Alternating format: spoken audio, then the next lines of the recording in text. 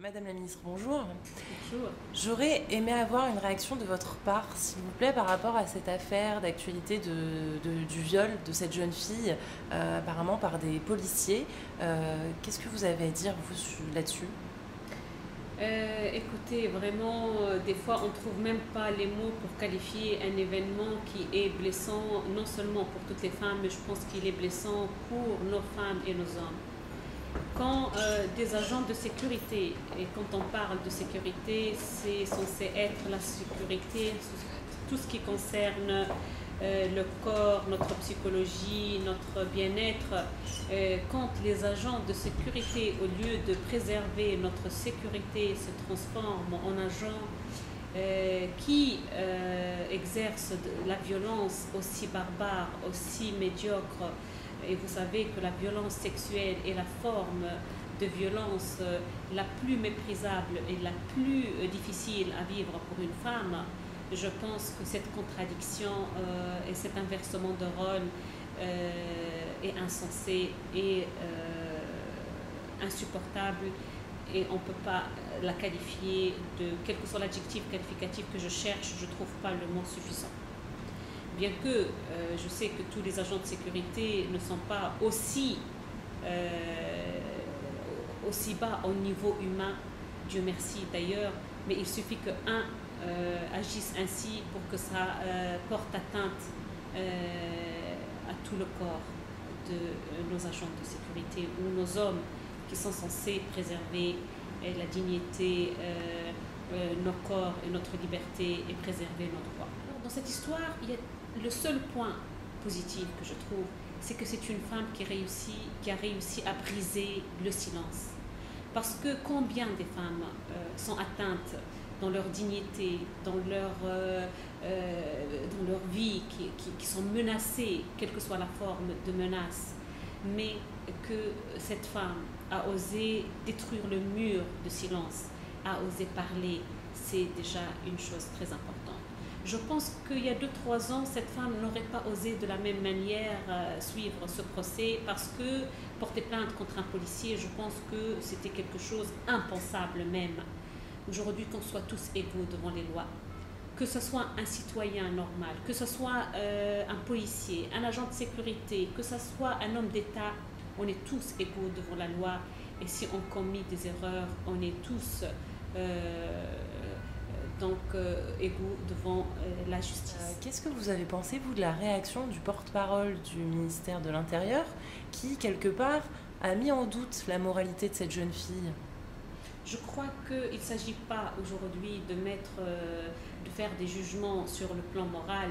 Là, on est devant un crime. Cette violence faite à cette femme est un crime par excellence.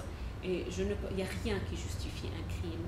Il n'y a rien, quelles que soient les conditions, quelles que soient comment était cette femme, quelle était cette femme-là. On ne porte pas un jugement de valeur quand on fait atteinte à la dignité, atteinte au corps de cette femme, atteinte de sa liberté même d'exister dignement. Parce que je pense que le viol est un crime inqualifiable sur le plan humain, c'est un crime injustifiable, et on ne peut, devant ce genre de crime, que vraiment montrer notre colère et condamner d'une manière la plus forte et la plus puissante ce genre de comportement. D'accord, alors aujourd'hui, hier, cette jeune fille a été poursuivie avec son amie par le procureur de la République pour atteinte à la pudeur. Ça veut dire que c'est l'État qui attaque cette jeune fille par le seul témoignage, en fait, de ses présumés violeurs.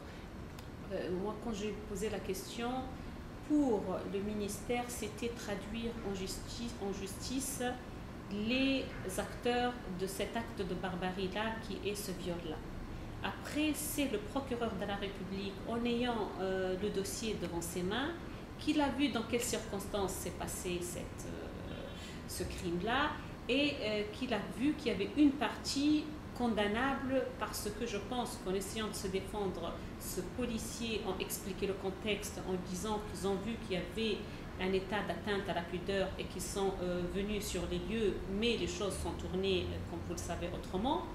Donc, pour un juge, je crois qu'il doit rester devant les faits qu'il a devant lui, de n'écouter que la voix de la justice, que d'une manière autonome, indépendante et juste fasse son travail.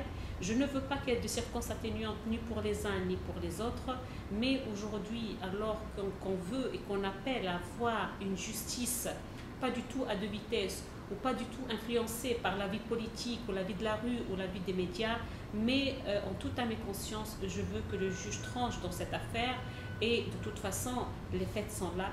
Ce qu'a vécu et subi cette femme-là, il n'y a pas de doute sur les circonstances de ce qui s'est passé. Et je crois que même s'il y a d'autres volets à étudier ou à voir dans ce dossier-là, le plus important à voir, c'est cet acte en lui-même.